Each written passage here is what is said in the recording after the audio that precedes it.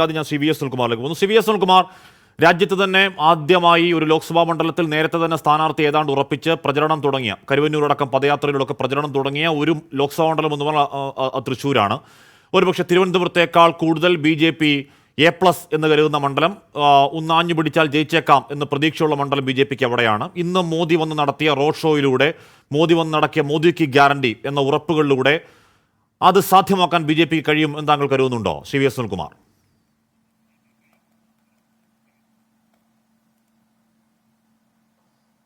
ഒരിക്കലും BJPയുടെ ഈ ഒരു പ്രചരണം കൊണ്ടോ അല്ലെങ്കിൽ നരേന്ദ്രമോദി വന്ന് ഒരു വലിയ പ്രകടനം നടത്തിയത് കൊണ്ടോ തൃശ്ശൂർ അല്ലെങ്കിൽ കേരളത്തിലെ രാഷ്ട്രീയ രംഗത്ത് പ്രത്യേകിച്ച് BJPക്ക് അനുകൂലമായ ഒരു മാറ്റം ഉണ്ടാകും എന്ന് ഒരിക്കലും വിചാരിക്കേണ്ട കാര്യം തന്നെയില്ല.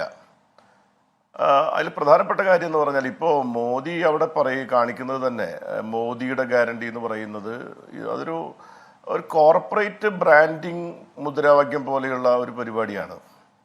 അപ്പോൾ ഒരു വലിയൊരു മാസിനെ ഒരു കോർപ്പറേറ്റുകൾ പ്രോഡക്റ്റ് ഇൻട്രൊഡ്യൂസ് ചെയ്യുന്നത് പോലെയുള്ള ഒരു പ്രചരണ തന്ത്രം അദ്ദേഹം ആവിഷ്കരിക്കുന്നു, ആധുനിക സംവിധാനത്തോടു കൂടി എന്നുള്ള പുതുമയും കൗതുകമൊക്കെ അദ്ദേഹത്തിൻ്റെ ഈ പരിപാടികൾക്കൊക്കെ ഉണ്ടെങ്കിലും അവിടെയുള്ള അല്ലെങ്കിൽ നമ്മുടെ നാട്ടിലെ ജനങ്ങളെ സംബന്ധിച്ചിടത്തോളം ഒരുപാട് ആശങ്കകളും നമ്മുടെ രാജ്യത്തെ സംബന്ധിച്ച് രാജ്യം നേരിട്ടുകൊണ്ടിരിക്കുന്ന അടിസ്ഥാനപരമായ വിഷയങ്ങളെക്കുറിച്ചെല്ലാം വളരെ വലിയ ചോദ്യങ്ങൾ ഉയരുന്ന ഒരു കാലഘട്ടത്തിൽ അത്തരം ചോദ്യങ്ങൾക്കൊന്നൊരു മറുപടിയും പറയാതെ ഇത്തരത്തിലുള്ള ഒരു ഗിമ്മിക്കുകൾ കാണിച്ചുകൊണ്ട് മാത്രം കേരളത്തിലെ മനസ്സ് മാറ്റാൻ കഴിയുമെന്ന് എനിക്ക് തോന്നുന്നില്ല. നമ്മൾ പണ്ട് നാട്ടിൻപുറത്ത് പറയുന്ന പോലെ, ഇതിലും വലിയ വെള്ളിയാഴ്ച വന്നിട്ട് വാപ്പ പള്ളിയിൽ പോയിട്ടില്ല എന്ന് പറയുന്ന പോലെ നരേന്ദ്രമോദി ഇതുപോലെ കാണിച്ചുകൊണ്ടൊന്നും നമ്മുടെ നാട്ടിൽ, കേരളത്തിൽ അദ്ദേഹത്തിന് വടക്കേ ഇന്ത്യൻ രാഷ്ട്രീയത്തിൽ അദ്ദേഹം കാണിക്കുന്ന പോലെയുള്ള അല്ലെങ്കിൽ അവിടെ ഉണ്ടാക്കിയ റിസൾട്ട് പോലെ കേരളത്തിൽ ഒരിക്കലും ഉണ്ടാക്കിയെടുക്കാൻ കഴിയില്ല.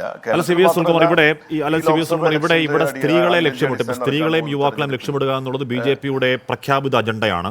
നമ്മൾ മധ്യപ്രദേശിലടക്കം ഈ ലാഡ്ലി യോജന എന്ന് പറയുന്ന യോജനകളിലൂടെയൊക്കെ വലിയ ശതമാനം സ്ത്രീ വോട്ടുകൾ അങ്ങോട്ടേക്ക് വന്നത് കണ്ടതാണ്. ആ മാതൃകയിൽ കേരളത്തിലേക്ക് വരികയാണ്, ഒരു മഹിളാ സംഘം എന്നൊന്ന് നടത്തുകയാണ്, സ്ത്രീകളുടെ മനസ്സ് കവരാൻ ഉതകുന്ന ഒരു പ്രസംഗം നടത്തി എന്ന് BJP കരുതുകയാണ്. 1% സ്ത്രീ വോട്ടെങ്കിലും അങ്ങോട്ടേക്ക് പോയാൽ അത്രയായി എന്ന് കരുതുകയാണ് BJP. CVS സുനിൽകുമാർ,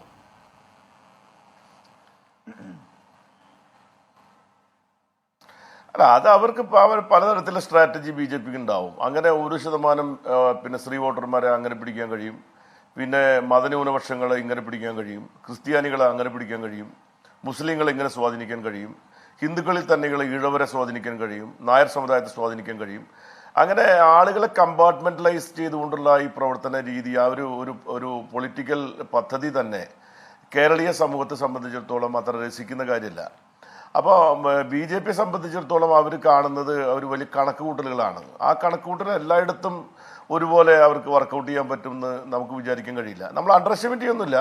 പക്ഷേ BJP ധരിക്കുന്ന പോലെ BJP ഗവൺമെൻറ് കഴിഞ്ഞ 2014 മുതൽ ഇപ്പോൾ 2024 വരുന്ന കാലഘട്ടം വരെയുള്ള 10 കൊല്ലക്കാലം നമ്മുടെ രാജ്യത്തിൻ്റെ പൊതുവായ കാര്യങ്ങളിൽ ഉണ്ടാക്കിയിട്ടുള്ള പ്രത്യാഘാതങ്ങളെ സംബന്ധിച്ച് നല്ല ബോധ്യമുള്ള ഒരു ജനസമൂഹമാണ് കേരളത്തിലെ ജനങ്ങൾ.